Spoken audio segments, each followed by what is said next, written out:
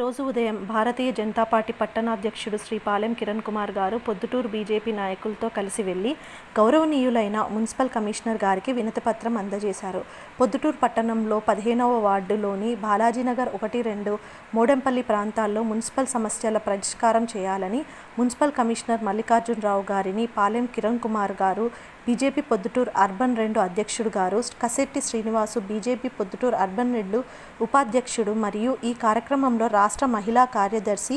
CV Jayalakshmi గారు, Proddatur urban 1వ అధ్యక్షులు వంకధార నరేంద్రరావు, పొద్దుటూరు అర్బన్ 2వ ప్రధాన కార్యదర్శులు పాలెం గురురాజేష్, దేవరశెట్టి విక్రాంత్, ఉపాధ్యక్షులు రామ్మోహన్ రెడ్డి, నూకల వెంకటేష్, కార్యదర్శులు పల్లా బాలాజీ, మిర్యాల వెంకటేష్, కోశాధికారి వంకం పవన్ కుమార్, జీవి వరప్రసాద్ మరియు పొద్దుటూరు పట్టణానికి చెందిన స్థానిక